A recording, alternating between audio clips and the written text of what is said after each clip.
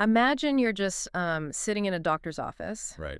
and the nurse comes over, she draws your blood, and sets the little vial down on the counter. Standard stuff. Yeah, totally standard. But she turns away for like just a moment to grab a label or something. And when she turns back to grab that vial and put it in the centrifuge, she can't. Oh, man. The blood inside isn't even liquid anymore. It's just solid. Right. It has literally turned solid at room temperature. Like it has coagulated into this thick, fatty sludge right there in the tube. I mean, it honestly sounds like a scene from a horror movie. It really does. But the crazy thing is, that is a real medical scenario. That is Yeah. exactly what extreme metabolic dysfunction looks like when it finally reaches a breaking point. And the most mind-bending part of this entire scenario, and I know you listening are probably going to think I'm making this up, but the medical intervention they used to cure that patient, Yeah, the protocol. to take their blood from this solid sludge back to a normal, healthy, free-flowing liquid. It was a diet consisting of 75% pure fat. I mean, you cure having too much fat in your blood by eating almost entirely fat.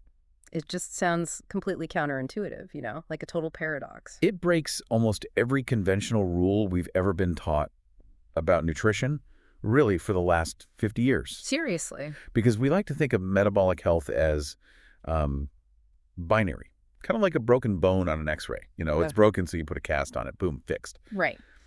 But human optimization, dietary science, it is this deeply complex, often really murky landscape. Murky is honestly the perfect word for it. And if you are listening to this right now, I know you know exactly what I mean. Oh, absolutely. The whole wellness space right now is just deafening. It's so loud. It is. It's filled with these incredibly loud voices, totally conflicting advice, and this weird tribalism.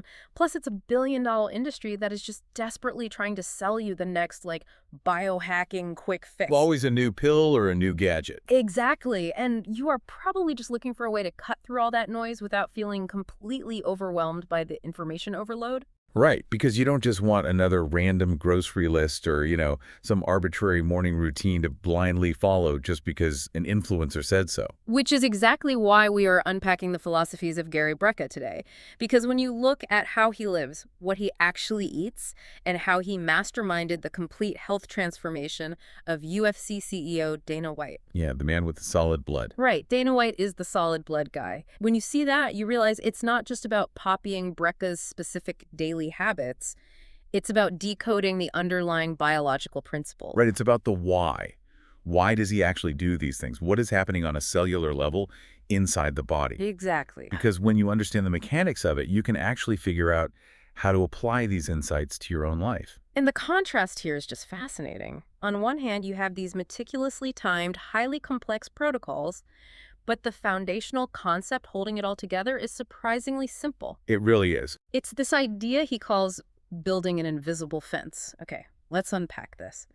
Starting with what is probably the most basic, yet somehow most controversial question you can ask a wellness expert today. Which is? What diet are you actually on? Oh, yeah, that's a loaded question. Right. And his answer is incredibly refreshing precisely because it is so frustrating for anyone who's just looking for a neat, tidy label to adopt. You just won't give them one. No, he completely rejects dogmatic dietary labels.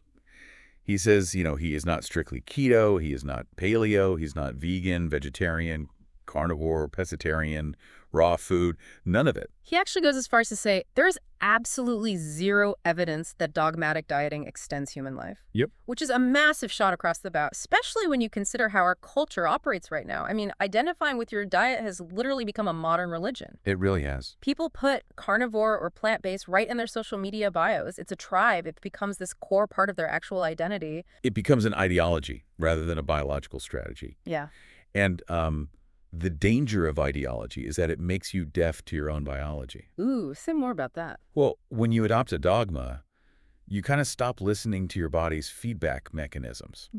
Because you're just following the rules. Exactly. You start adhering to this rigid set of external rules, regardless of whether you actually feel energetic. Right. Regardless of your blood work, regardless of your sleep quality. Right. You eat a certain way simply because the rules of your specific tribe dictate it. So instead of using a label, he uses a single overarching filter, one guiding principle, which is just the absolute absence of processed foods. Just zero processed foods. Which sounds almost, I don't know, quaint, like advice from a 1950s grandmother. But in our modern food environment, it is an incredibly profound boundary to actually set. It is the ultimate boundary. Hmm. Because what it does is it shifts the focus away from macronutrients, so, arguing over carbs versus fats, and it points directly at the quality and the origin of the food. His staples are things like grass-fed beef, pasture-raised eggs, free-range chicken, grass-fed butter, avocados, coconut oil, olive oil, and nuts. And the adjectives there matter just as much as the nouns. Absolutely. Like, it's not just beef, it's grass-fed beef. It's not just eggs, it's pasture-raised eggs. Because a cow that is raised on a feedlot, right? Yeah. Pumped full of antibiotics and fed genetically modified corn and soy, that cow is going to produce meat with a highly inflammatory fatty acid profile. Right, because it's sick. Exactly. It will be incredibly high in omega-6s. But a cow that eats grass, as its digestive system actually evolved to do, produces meat that is high in anti-inflammatory omega-3s and conjugated linoleic acid. So the animal's environment literally becomes your environment. You are what you eat, but you're also what your food ate. I love that. But where this gets really interesting to me, beyond just the high-quality proteins and fats, is his intense focus on the gut microbiome. Oh, this part is fascinating. Yeah, he leans heavily on raw dairy, so raw cheese, raw yogurt, raw kefir. But then he has this very specific, like, non-negotiable habit. The fermented vegetables. Yes, eating at least one serving of fermented vegetables with every single evening meal. Yep. Why at night? Why specifically fermented vegetables right before bed? So this is basically a masterclass in understanding how the microbiome operates on a circadian rhythm. It all comes down to two distinct types of fiber and what your gut bacteria actually do with them while you sleep. Okay. When you eat fermented vegetables, think like sauerkraut or kimchi, you are getting a massive dose of both soluble and insoluble fiber. Plus, of course, the live probiotic bacteria. All right, let's break those down because people just hear fiber and think it's all one thing. Let's start with soluble fiber. What does soluble actually mean in the context of your gut? Right, so soluble simply means it dissolves in water. It forms this kind of gel-like substance in your digestive tract. Okay. Now, human beings actually lack the enzymes to break down and digest soluble fiber. To our human cells, it's completely useless. Wait, really? We can't even digest it? Nope. But to the trillions of bacteria living in your large intestine, it is their absolute favorite food. It is premium fuel. So we eat the fiber, not for us, but to feed the, like, trillions of pets living in our colon. Precisely. You're feeding the pets. And when those beneficial bacteria feast on that soluble fiber, they undergo a process of fermentation. Inside the gut. Inside the gut. And the byproduct, the exhaust from that bacterial fermentation, is a compound called a short-chain fatty acid. Okay. The most famous one is called butyrate. Wait, let me make sure I'm tracking this. The bacteria eat fiber, which is technically a carbohydrate, right? Right. And they metabolize it, and they excrete a fat, short-chain fatty acids. Yes, exactly. They literally convert plant fiber into high-quality fats right inside your colon. That is wild. And these short-chain fatty acids, particularly butyrate, they are nothing short of miraculous. They serve as the primary preferred energy source for the colonocytes. Which are what? The cells that line your colon. They don't want glucose for energy, they want butyrate. Oh, wow. So the gut lining feeds on the exhaust of the microbiome. It's a beautiful symbiosis, really. And furthermore, butyrate is highly anti-inflammatory. Okay. It signals the local immune system to just calm down.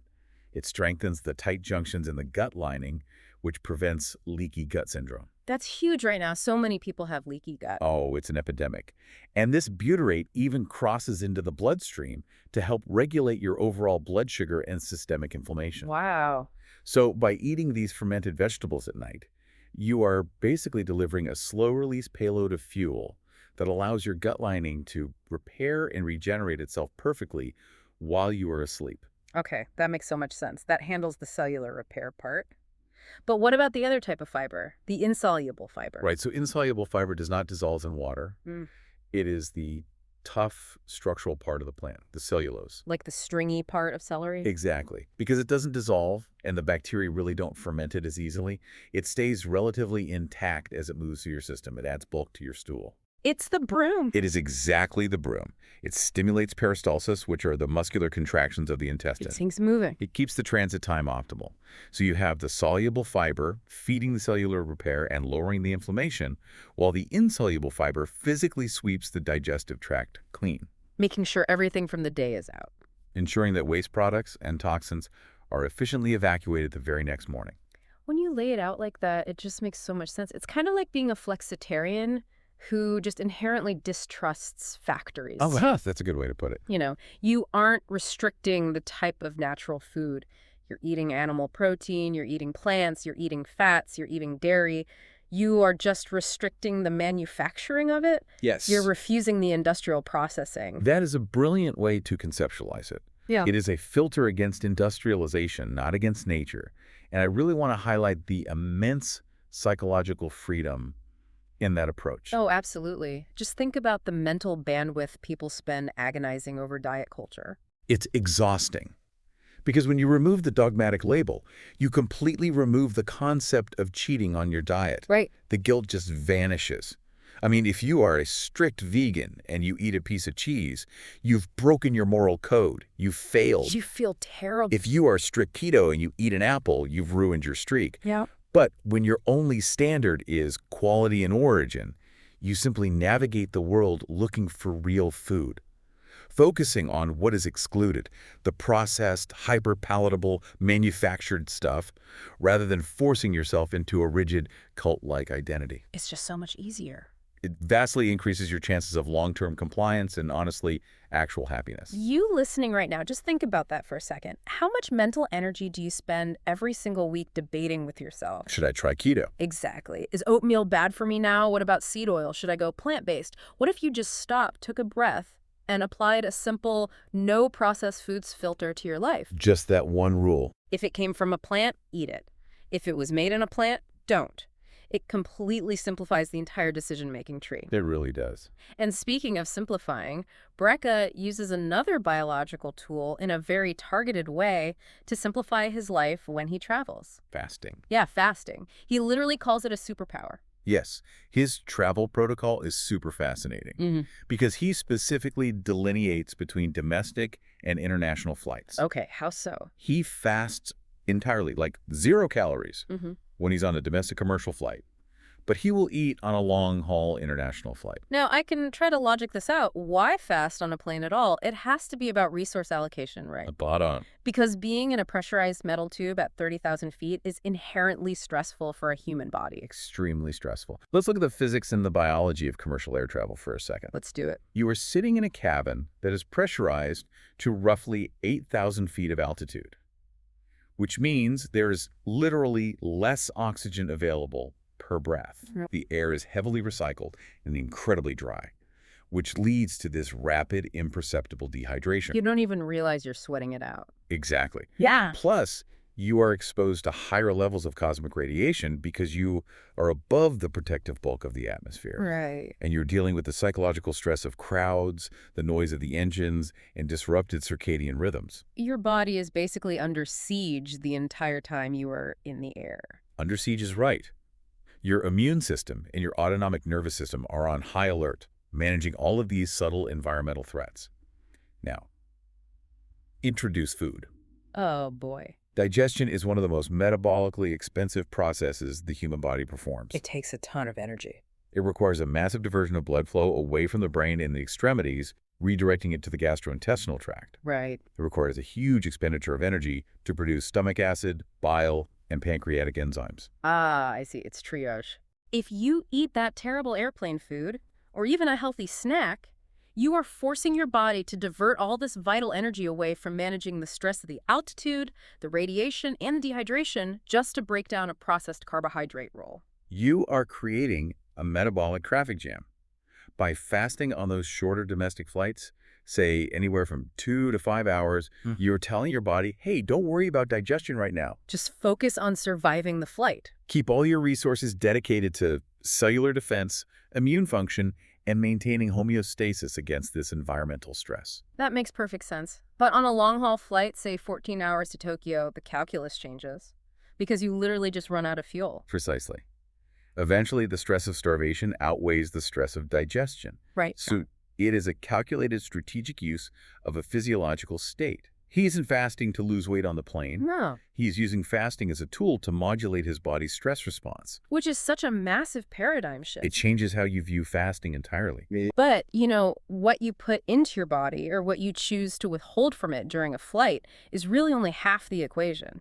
Because eventually the plane lands. Right, you have to go home. And the environment your body exists in on a daily basis matters just as much as what's on your plate. I mean, you can eat the most pristine grass-fed beef in the world, but if you live in a concrete stress box, your physiology is going to suffer. Absolutely.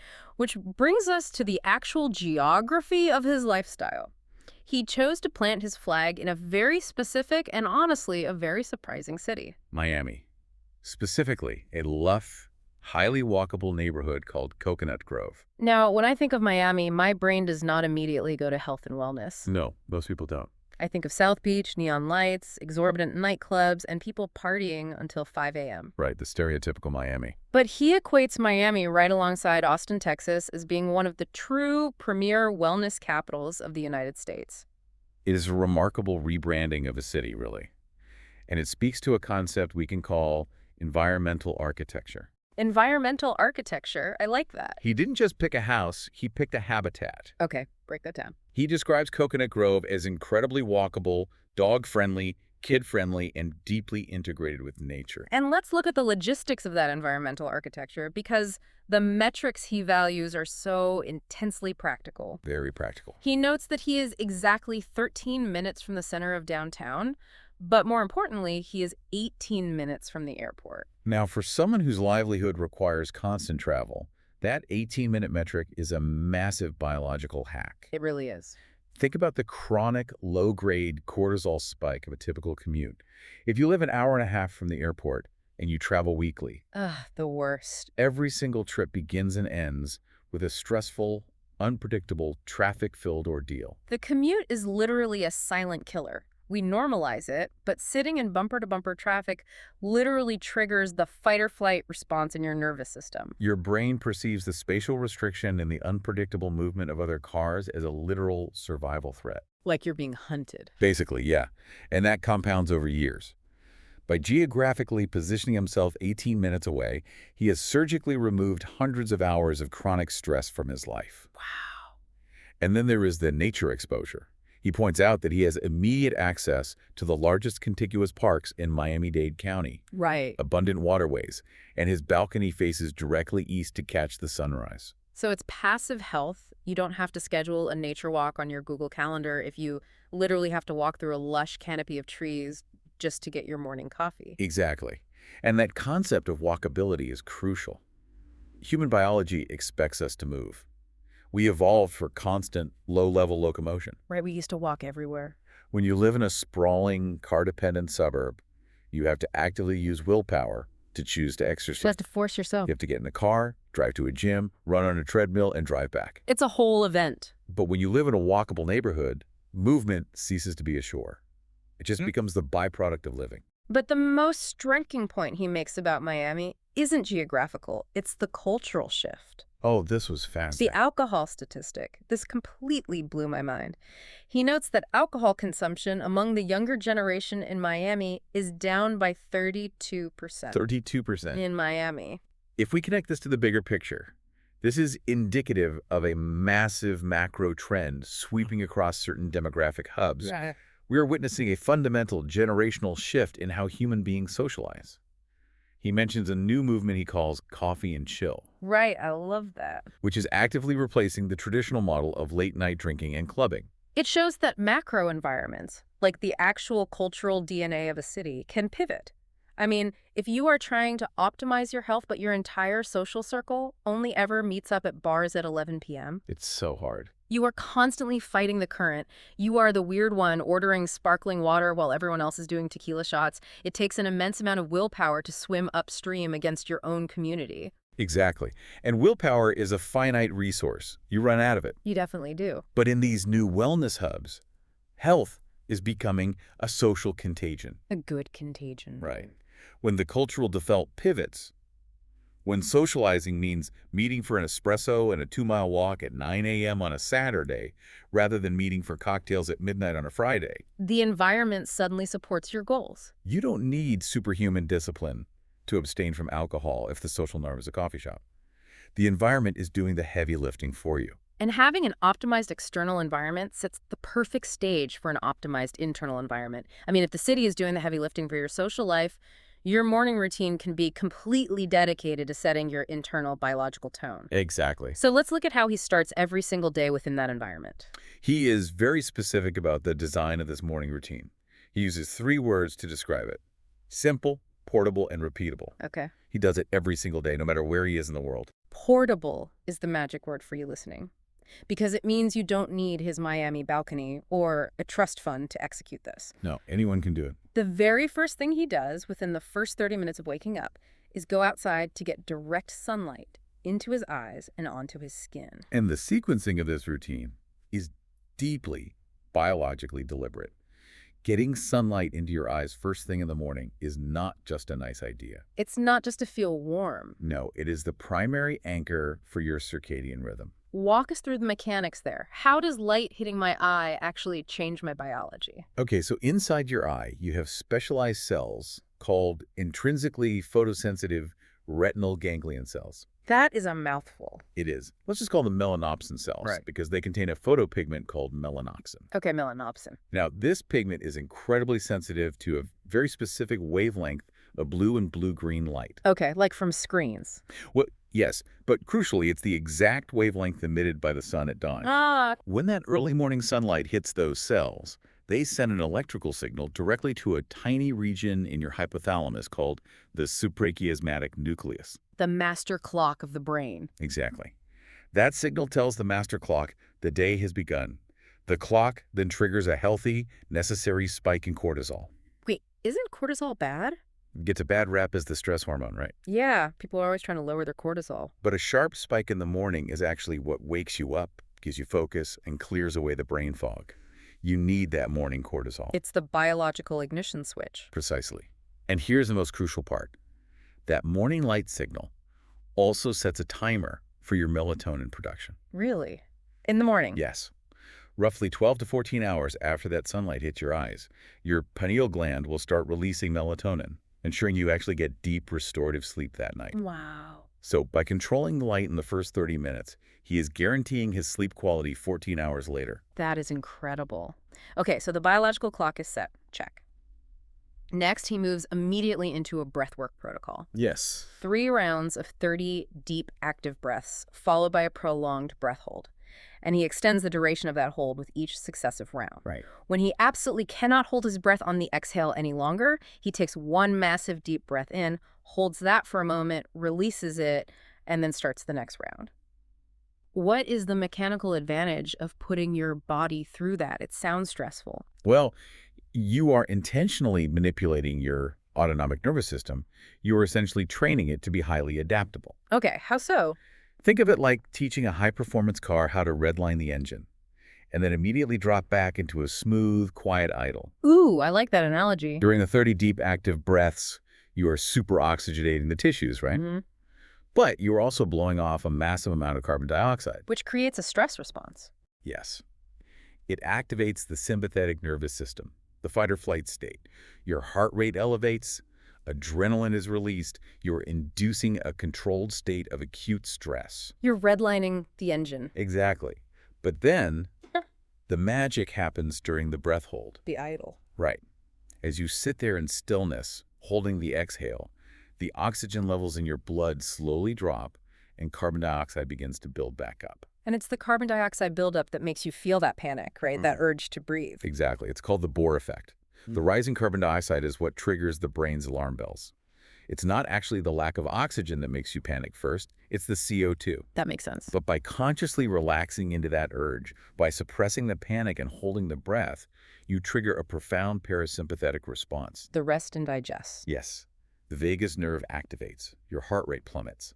You force the body into a state of deep calm, even though the chemical triggers for panic are present. You are literally building stress tolerance. You are proving to your brain that it can experience a biochemical alarm bell and remain completely calm. That is so much more profound than just taking deep breaths to relax. It's biological conditioning. And he pairs this intense physiological calm with psychological grounding. Because after the 3 rounds of breath work, he spends 10 solid minutes in silence. Just silence. He just gazes at the horizon or closes his eyes, connects with his concept of a higher power, and actively expresses gratitude for his life.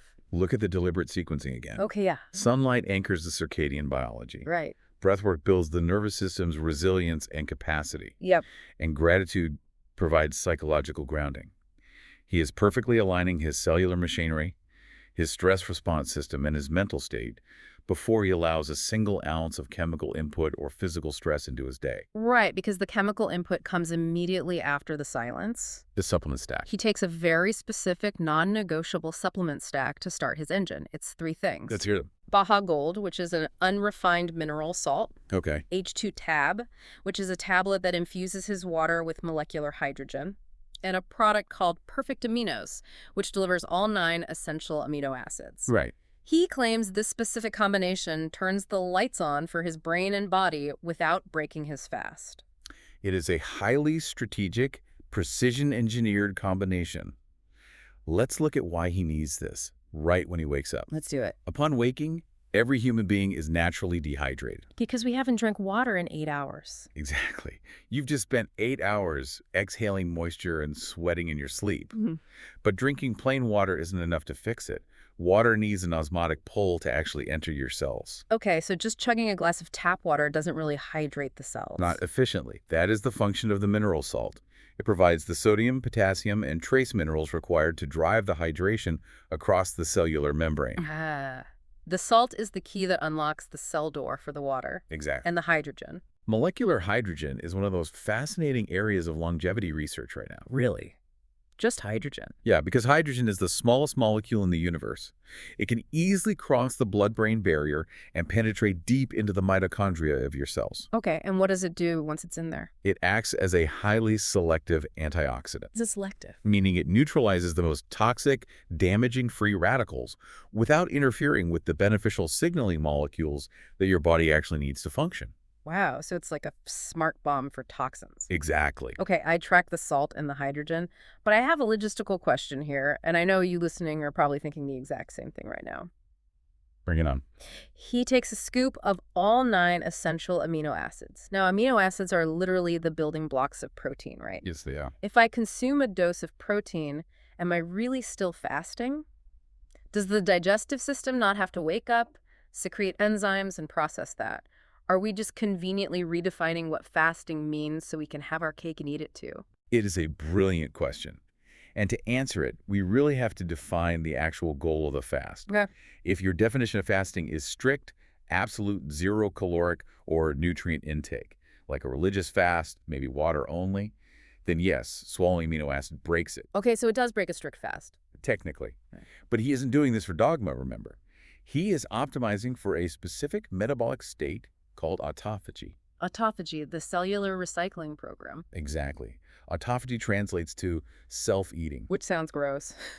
It does, but it's amazing. When the body is deprived of external nutrients, specifically carbohydrates and complex proteins, insulin levels drop incredibly low. Okay. In this low insulin state, the body realizes no new building materials are arriving from the stomach. Yeah. So to survive, the cells start scavenging. Hunting for parts. Right.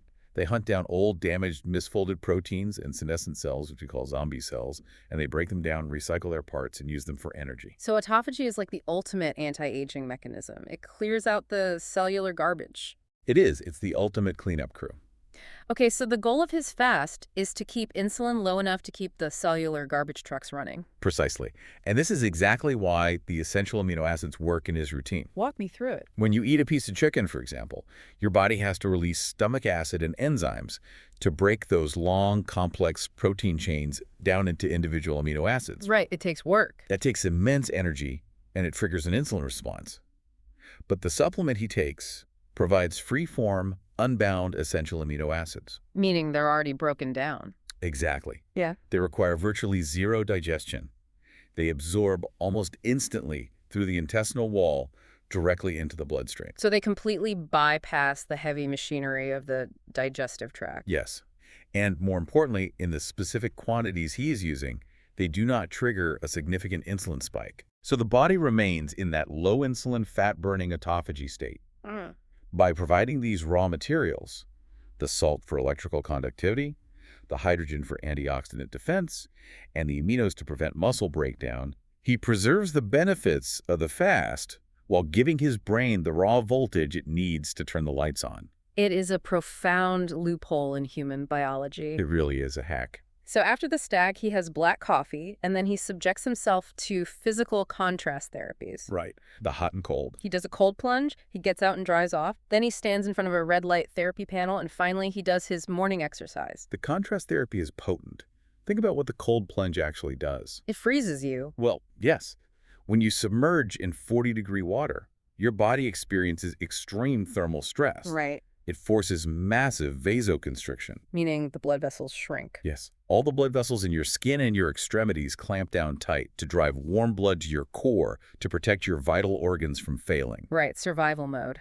Simultaneously, your brain releases a massive flood of dopamine and norepinephrine, which provides hours of sustained, jitter-free energy and laser focus. Without the crash of caffeine. Exactly. And then he steps out of the ice and stands in front of a wall of red light. Which provides the exact opposite stimulus. Right. The heat from the light causes vasodilation, opening the blood vessels back up, and bringing all that nutrient-rich blood back to the surface. Ah, so it's a pump. It's a vascular pump. And furthermore, the specific wavelengths of red and near-infrared light penetrate the skin and directly stimulate the mitochondria, the powerhouses of your cells. How does light stimulate a cell? The light literally excites an enzyme in the mitochondria called cytochrome C oxidase, prompting it to produce more ATP. ATP being the actual chemical currency of energy in the human body. Exactly. So the cold creates the vascular pump and the neurotransmitter spike, and the light creates the deep cellular energy. Like a brilliant combo. It is an incredibly robust, deeply considered machine of a routine.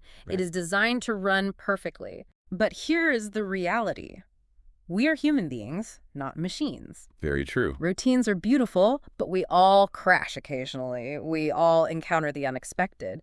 So what happens when this hyper-disciplined, whole food-fueled, cold-plunged, breath-holding body suddenly encounters a donut? Oh, this is one of the most revealing moments in the entire discussion. It's so funny. Because he readily admits to falling off the wagon. Yes, the infamous Krispy Kreme incident. He was at his son's 100-mile endurance race, right? Yep. They were exhausted, they were in a support van, and sitting right there was a giant box of donuts. He admits he had no excuse other than proximity, fatigue, and temptation. He caved. It happens to the best of us. He ate half of a Krispy Kreme donut. It was the very first donut he had eaten in 2 years. And it is his physical reaction to that half a donut that we really need to examine. It was immediate, and it was violently negative. He said within minutes it gave him a pounding headache. Wow. But the most striking detail, the part that really stuck with me, was the taste. He expected it to be this euphoric, delicious treat, like, oh my God, a donut. Instead, he said it absolutely tasted like sweet chemicals. It literally didn't taste like food to his brain anymore. What's fascinating here is that this isn't just a psychological aversion. Oh, it's not just him feeling bad about it. No, he didn't just feel guilty about eating it. It is a profound, measurable biological adaptation.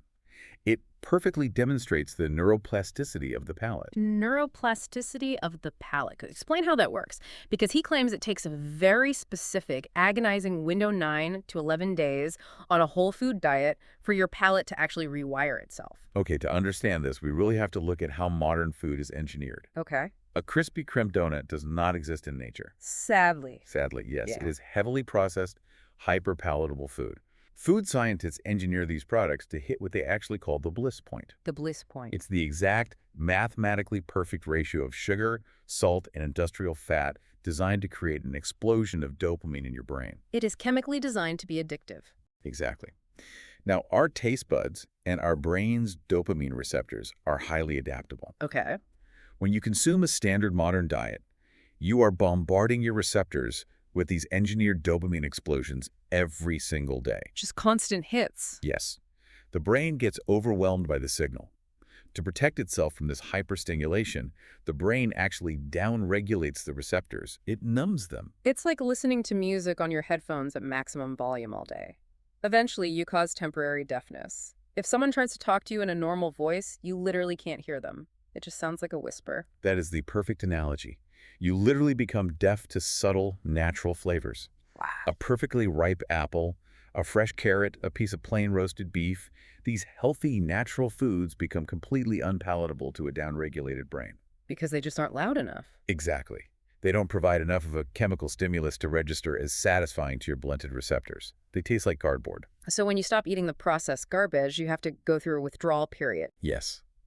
When you abstain from hyperprocessed foods, your receptors begin to resensitize. They start to heal. And that's the 9 to 11 days. He points out that this withdrawal and resensitization process takes about 9 to 11 days.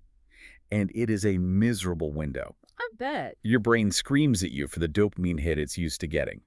But once you cross that 11-day threshold, a biological switch flips. The cravings go away. The cravings for refined sugar completely vanish because your baseline sensitivity has returned. And that's when the sensory flip happens. Once the deafening noise of the artificial processing is gone, your hearing comes back. Exactly. You can actually taste the individual subtle components of food again. He says he can now literally taste the MSG, the preservatives, and the synthetic oils in food. Yep. So when he bit into that crispy creme after 2 years of being clean, his brain didn't register delicious pastry. It registered the synthetic preservatives, the artificial flavorings, the refined industrial seed oils.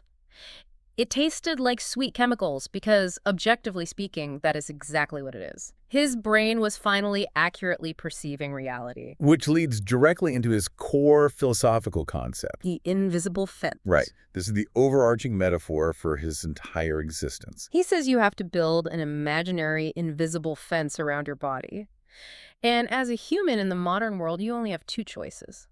What are they? You either filter your environment, you filter out the polyalcohols, the fluoride, the chlorine, the pesticides, the insecticides, the herbicides, the seed oils. You filter them before they make it into your mouth. Okay. Or you let your body be the filter. And the human body is a phenomenal filtration system. It really is. I mean, the liver and the kidneys are miraculous organs. They evolved over millions of years to handle toxins.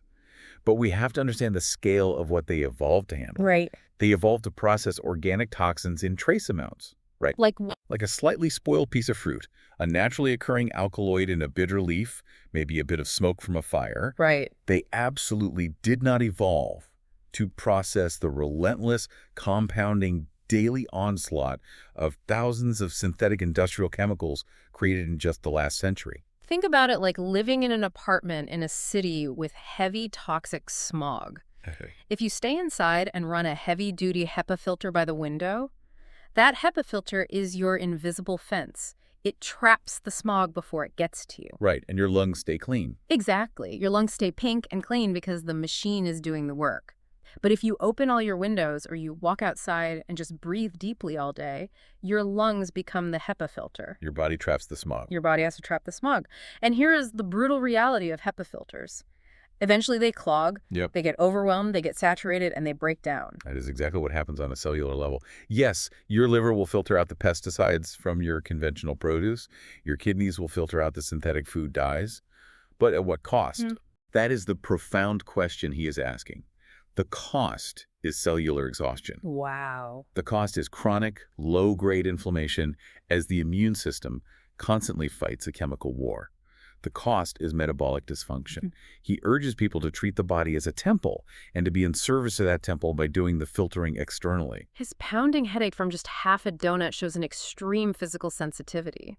Because his external filter is so robust, his internal system is completely pristine. So when a tiny speck of chemical dust gets through, the alarms go off immediately. It's working perfectly. It is. But what happens when someone's body has been acting as a clogged HEPA filter for decades? That's where things get scary. What happens when the biological system is so backed up with sludge, so overwhelmed by processed food and chronic stress, that the internal alarms have completely short-circuited and failed? Yep. This leads us perfectly into the final and undoubtedly the most extreme medical intervention discussed, the complete physiological transformation of Dana White. Dana White, the CEO of the UFC. This case study perfectly illustrates the catastrophic, life-threatening consequences of the clogged filter we were just talking about. But more importantly, it showcases the deeply paradoxical, almost unbelievable intervention required to fix it. Brecka explains that when he took over Dana White's health, he focused on three main pillars. Diet, sleep, and mobility. Right. Diet, sleep, and mobility, making daily exercise absolutely non-negotiable. But the primary massive intervention that saved his life was a 10-week strict, clean keto reset. And the reason they had to do this is terrifying. It really is. It's centered around a specific marker in his blood called triglycerides.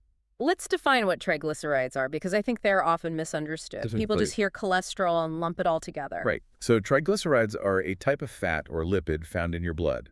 When you eat a meal, your body converts any calories it doesn't need to use immediately into triglycerides. These are then packed away and stored in your fat cells.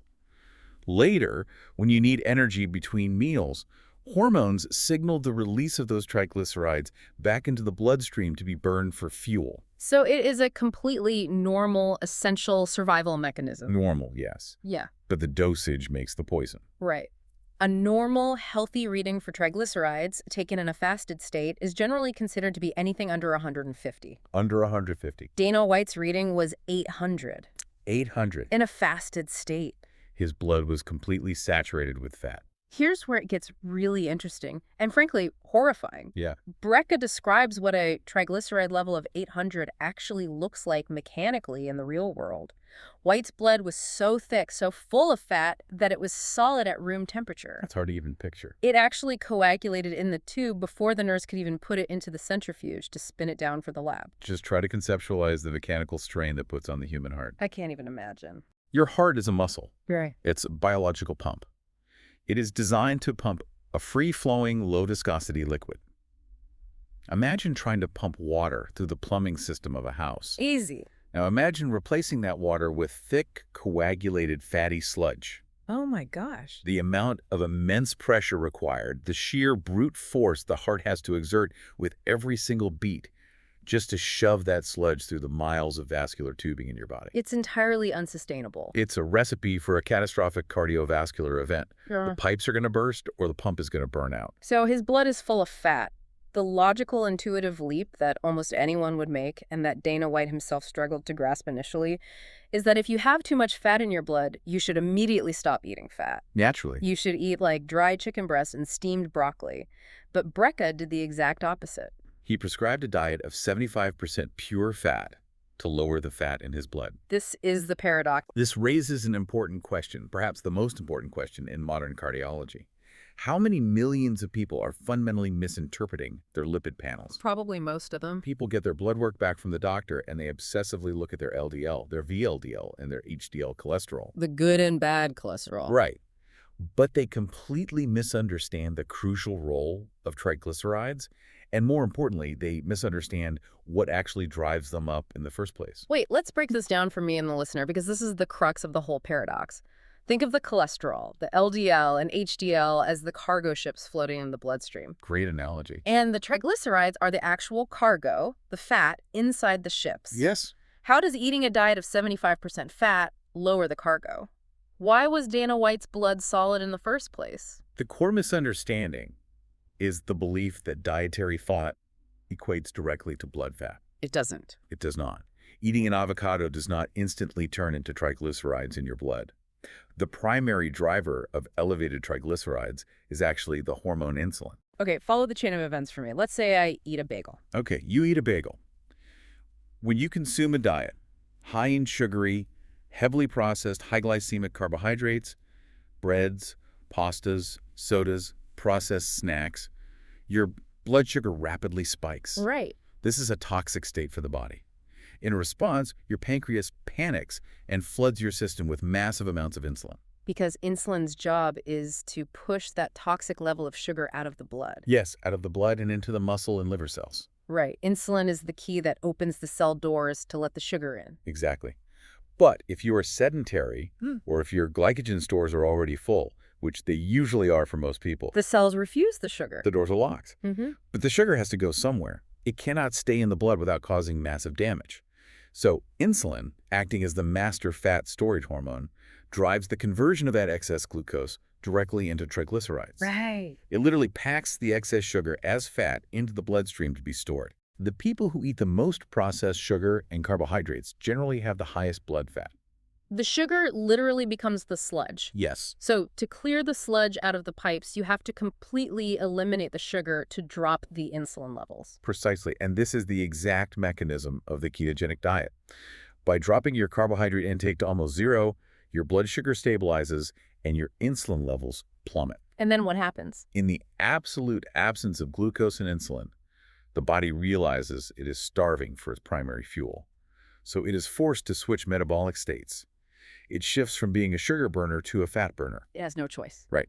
The liver begins to produce ketone bodies, specifically one called beta-hydroxybutyrate. And beta-hydroxybutyrate is like premium jet fuel for the brain and body, right? It is incredibly efficient. It burns much cleaner than glucose, creating fewer reactive oxygen species. And here's the magic trick, the answer to the paradox.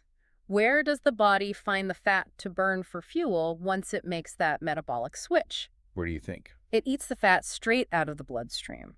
It uses the triglycerides as the fuel source. It literally burns the sludge away, clearing the blood. But we have to make a very critical distinction here, one that Brecka emphasizes heavily because people get keto wrong all the time. Okay, what do they get wrong? He put Dana White on a clean keto diet. Right. He states very clearly that a ketogenic diet is not a high-protein, low-carbohydrate diet. It is a very high-fat diet. The macronutrient ratios are extremely specific and completely non-negotiable. 75% of your total daily calories must come from healthy fats. 75%.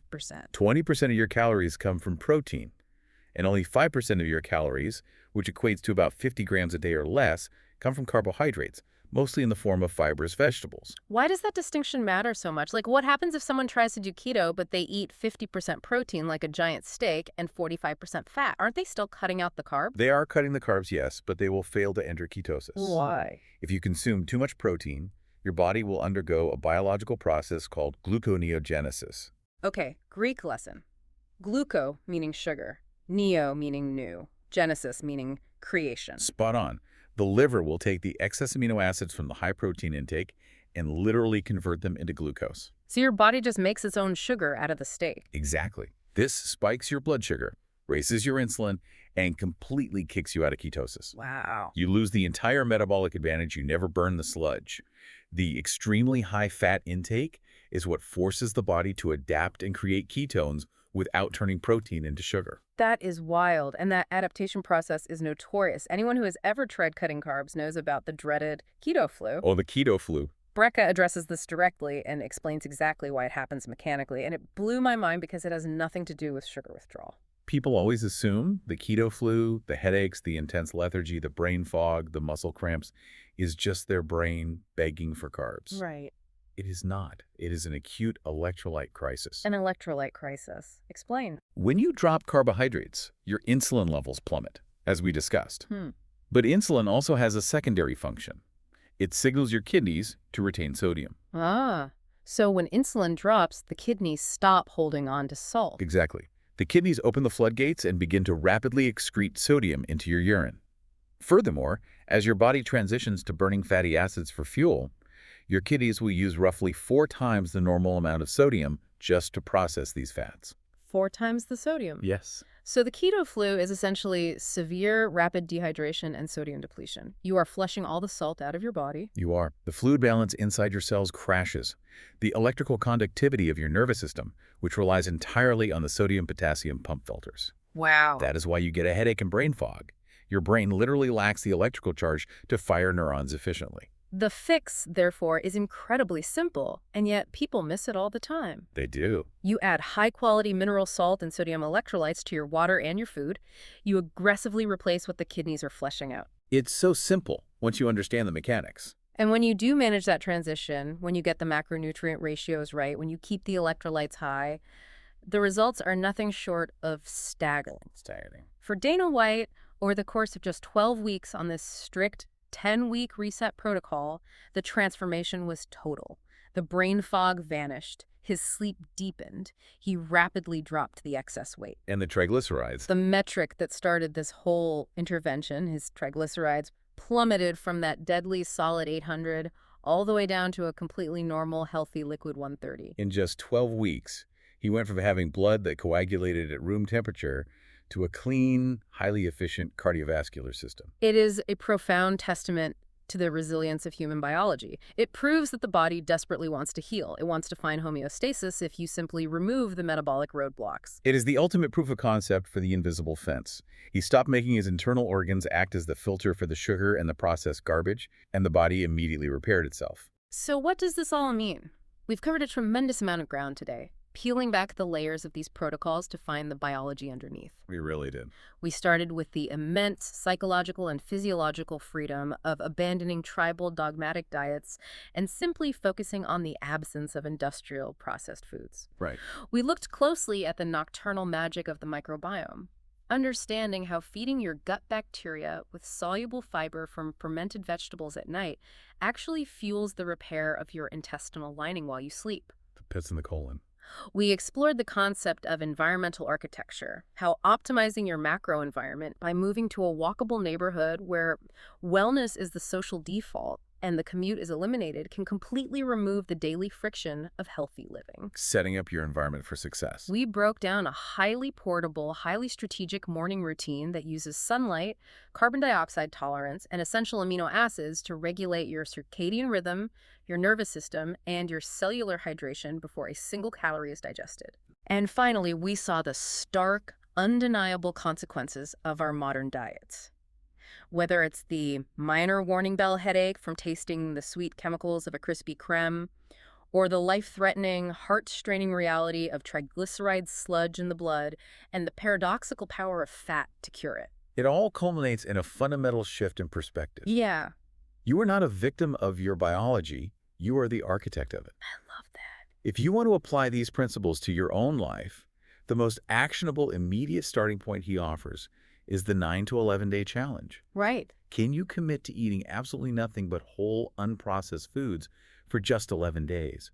Can you give your dopamine receptors and your taste buds enough time to heal and resensitize so that your body can actually start sending you accurate signals again? Because once you cross that threshold, you no longer have to rely on discipline. The invisible fence ceases to be a restriction and becomes a natural, effortless preference. Exactly. But I want to leave you with one final thought, something to really chew on as we wrap up this exploration. Okay, let's hear it. We spent a massive amount of time today discussing how these protocols change the physical machinery of your body, Yeah. your blood viscosity, your liver function, your heart rate variability. Right. But consider for a moment what the donut experience really implies about our minds and our perception of reality. Oh, wow. If eating whole foods for just 11 days allows you to suddenly, violently taste the artificial synthetic chemicals hidden in your food, it means our modern processed diets aren't just making us physically sick. They are literally blinding our sensory perception. They are actively dulling our experience of reality. Hmm. So it forces the question, what else in your daily life are you completely numb to right now, simply because your internal filter is chronically overloaded? Man. Is your sleep terrible because you are numb to the subtle, disruptive effects of artificial blue light? All right. Is your baseline anxiety constantly humming at a 7 out of 10? Because you are numb to the chronic, invisible stress of your commute? Yeah. What reality, what profound clarity of thought and boundless physical energy might you wake up to if you just took a 10-day break from the artificial? That is a deeply powerful question to ask yourself. The invisible fence isn't a prison designed to keep you from enjoying life. It's a boundary that actually sets you free to experience life with absolute, unfiltered clarity. Beautifully said. Thank you so much for joining us on this deep dive. We hope you pulled out some valuable insights to build your own biological protocols, and we will catch you on the next one.